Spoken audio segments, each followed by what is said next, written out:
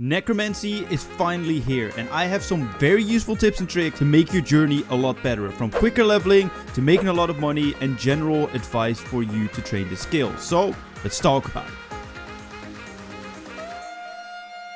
Yo, what's going on guys? My name's Velric, and today I'll be bringing you guys some tips and tricks that will give you that slight edge over other people who might have not watched this video, and these will vary from beginner tips to expert tips. So there should be something for everyone in this video, and if you do enjoy that, consider giving it a like because it generally helps me out, and subscribe as well because there's going to be a lot of necromancy content coming to this channel. And let me know if you want to see anything in particular as well in the comment section down below so I can be working on it. And I want to give a huge shout out to Jax as well for allowing me to playtest it again after I did so in May about a week and a half ago. So that is why the world is empty if you were wondering. But let's get into the tips. Starting off, I want to give you some general progression tips through the narrated skill that is Necromancy. And narrated is a very important term here. It doesn't just mean that there's a storyline behind the skill. It also means that the skill is developed in a way that if you follow along with everything that they put in your path, it will actually be the most smooth experience. So generally do use that. Do all the quests whenever they become available to you. You can filter them when you go to your quest menu, and you can filter them on storyline. And that is so important to follow along with all of them, because you can unlock very useful upgrades, like for example the ability to actually upgrade your gear. And that is something that I want to give as well. Upgrade everything as you go along, not just your weapons, but focus on your armor as well, because the upgrading progress is not that interesting and it's quite boring, and you get some experience for it because you do it via rituals, and then you will be able to smith it if you have the correct level. However, it is a little bit boring in my opinion, so the sooner you get it out of the way, the better. You don't want to be level 60, be ready to take on a boss, and then have to just sit there, do rituals for 2 hours because you haven't upgraded your gear as you go along. So do your rituals straight away when you can upgrade your gear, because then that experience actually feels useful and it doesn't feel like such a boring grind where you need to backtrack to be able to upgrade certain things. So focus on upgrading your weapons and your gear whilst you progress through Necromancy, through the quest lines.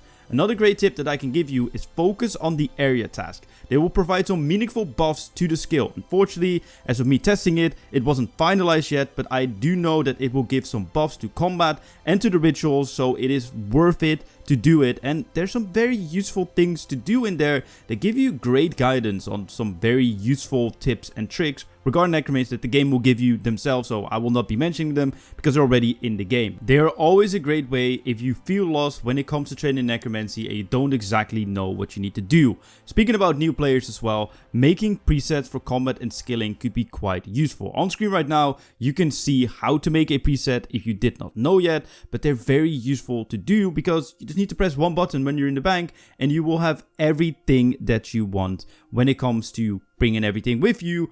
Either if you're going to do some combat or some skilling when you bring some buffs, which we'll get into when it comes to the leveling section.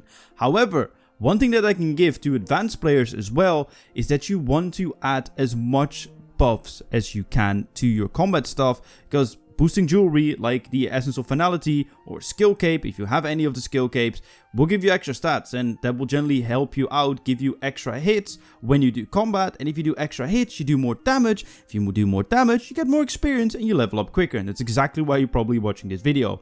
For new players as well, you can do action bar binding, meaning that if you equip Necromancy stuff, it will automatically switch to your action bar. You can all see this on screen, so don't worry, and make sure to customize your keybinds by right clicking them, customize keybind, and do whatever you want. I would suggest 1, 2, 3, 4, QWER, etc, etc. So you just move down a row, so you can do that with your left hand whilst you control the game with the right hand. Another useful thing that I want to give you, and to save some bank space, is put all the relevant ritual supplies that you'll be using in the chest that is at the ritual site. It's there for a reason, so use it. It's not the biggest chest, but you can put everything in it that you want. So you can put in your bones or your subjugation pieces or whatever you collected for Necromancy. Everything can just go in there, and don't worry about your bars, they will work from the metal bank whenever you do a ritual, so you don't have to put them in there.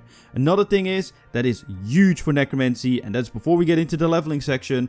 The skill tree is important because that is how you unlock more powerful abilities and new things regarding Necromancy. But focus on one style at once. Eventually you'll be able to unlock everything from the skill tree or the tech tree or whatever you want to call it, but for now, focus on one style. Pretty much to dumb it down, there's a minion style, so you summoning minions and then being powerful, and a style where you just do damage yourself. I'm going to be focusing on the damage yourself. It's not because it's more powerful, at least I don't know if it is. We'll have to wait and see until we're at level 120, right? But that is just the style I'll be focusing on, so focus on one style to save on your talent points. And if you want to know how to get them, you get them from doing rituals, which you get souls for, and for just gaining experience in the skill. And eventually, you will get skill points and you'll be able to upgrade it. But let's get into the leveling section. To level up Necromancy quickly, I have some good tips, but I do want to put a caveat at this. This is a day one video. There's a high chance that someone might find a method that is more useful or a lot quicker than what I'm mentioning in this video, but as of day of release, these are actually really good. First of all, find monsters with high health, big quantities that are very easy to kill. A great example are skeletons in Lombi Dungeon, and as you can see on screen right now, I'm leveling up rather quickly. I was in my mid 30 levels and they are very quick. The meta will change all the time, but this is definitely good at the start. A great alternative to this, because it will probably be packed, is a troll cave in the city of It is actually instant to 3 people, so you will only be sharing it with 3 other people, and it will be a nice place to train, and they are quite decent experience as well. Plus the area looks really beautiful. But if you don't want to be dealing with other people, but you still want to get the high gains, especially at some higher mobs that might be worth it to actually farm in sets of 5. If you know the game, you know where I'm going with this.